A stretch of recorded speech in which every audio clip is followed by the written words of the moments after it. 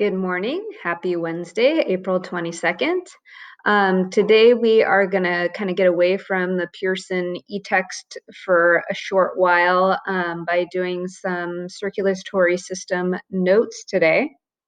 Your instructions under science for the day are read or listen to the circulatory system notes, which will tell you more about the heart and how blood travels through the body, delivering important materials to our cells. Then fill out the Google form showing what you've learned. It's okay to look back at the notes to review when you're answering the questions. Or perhaps if you're listening to me read the notes aloud, maybe you also have the Google form open and are listening for those answers as they come. Either way. If you are going to go ahead and read the notes on your own, you can go ahead and stop this video now. You'll just be looking at the notes document and using it for your Google form answers. If you are continuing on with me right now, I will go ahead and open up that circulatory system notes document, and I will read those notes for you if that is helpful. So I'm clicking over. When you click on it, this is what you will see. And there are several pages of notes. Without making you seasick, I'll kind of scroll down so you can see there's about 4 pages of notes there. And some of the vocabulary is a little challenging, so I will go ahead and read that aloud if you feel like that's going to help you. You can stay with me here. Otherwise, click out and work on your own. The circulatory system. Our learning target. I can identify the major parts of the circulatory system and show how it works with other systems to keep an individual alive. The heart. The job of the heart is to pump the blood. This pushes the blood around the body so it can pick up oxygen from the lungs, nutrients from the small intestines, etc. We just learned about nutrients in the small intestines recently. Here's a pretty cool diagram of the pathway of blood flow through the heart. We know there's 2 separate closed loops that are happening, but moving through the heart nonetheless. So you can kind of see those arrows and how the blood is moving in those 2 different systems. The right side of the heart pumps blood to the lungs to drop off carbon dioxide and pick up oxygen. The left side of the heart pumps the oxygenated blood to the rest of the body. Arteries. Arteries carry blood away from the heart. We read about this in Pearson a few days ago. Arteries have thick walls made of smooth muscle to help push the blood through the body. A diet with too much fat can lead arteries to become clogged with cholesterol or fat. Think about what would happen if arteries became too clogged. The red tube is an artery and the blue tube is a vein. In the body, arteries and veins are right next to each other, just like this. Pay attention to the differences between arteries and veins. Okay, and we talked about in class, there's a myth that while your blood is inside your body, it's blue, and then when it gets exposed to oxygen, it turns red. That is a false assumption. That's not true. Blood can vary in its degree of redness. If it's carrying a lot of oxygen, it might be a bright red.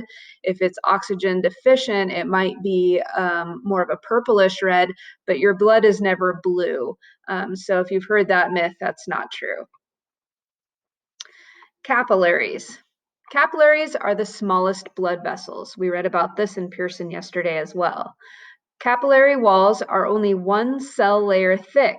This allows for diffusion and active transport. So yesterday we talked about how an area of high concentration or really crowded wants to get to an area of low concentration where there's more space.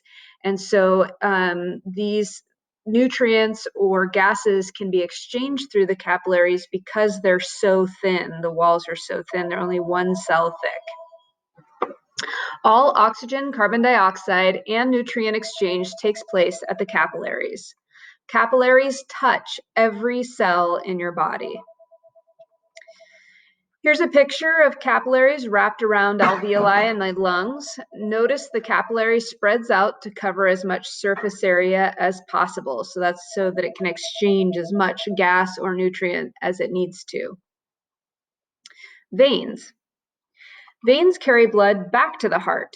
Veins have thin walls without the thick, smooth muscle tissue found in arteries. Instead, veins have one-way valves, like the valves in the heart, to prevent blood from going backwards. So if that blood is oxygen deficient, it needs more oxygen, we don't want it traveling back to our body because it has nothing to offer. So those valves are kind of like these security doors that close as the blood moves through to make sure it can't accidentally slide backwards. The skeletal muscles near the veins help push blood back to the heart. This is especially important in your legs because blood is moving up against gravity. The blue tube is a vein and the red tube is an artery. This is similar to the diagram we saw just above. And it's showing those one-way valves in the veins there, so the blood, once it moves through, can't come back. Blood. Blood travels through the arteries, veins, and capillaries of the circulatory system. Blood doesn't leave the blood vessels unless you get hurt. So it's kind of trapped inside those arteries, veins, and capillaries. It doesn't ever escape into other parts of your body unless there's an injury that causes bleeding. Here's an image of red blood cells that carry our oxygen and our carbon dioxide waste. The scientific name for red blood cells is erythrocytes. Here's a white blood cell. It's actually much larger than the red blood cells. That's not really shown very well here. It's called a lymphocyte. White blood cells are part of the immune system and they help to keep your body healthy. And there's another form of a white blood cell there. And then we have platelets, which we have not yet heard about. They kind of look like flowers. Platelets protect you when you get cut. They explode if they find a cut and form the scab that closes the wound. Okay, so when you do have an injury that causes bleeding, the platelets are the things that cause that bleeding to stop and they form that scab for you. Nutrients are not carried by any blood cells. So when we talk about the blood delivering the gases and nutrients that we need, the blood cells aren't the ones carrying the nutrients. They are carrying the gases, the oxygen and the carbon dioxide, but they're not carrying the nutrients. Instead, the nutrients are floating in the plasma, just like the blood cells are. What is plasma?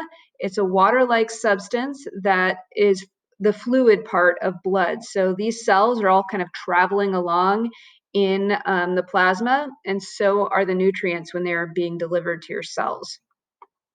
That was the 4 pages of notes today, and you're going to be using the information learned here or listened to in order to complete that Google form for the remainder of the assignment.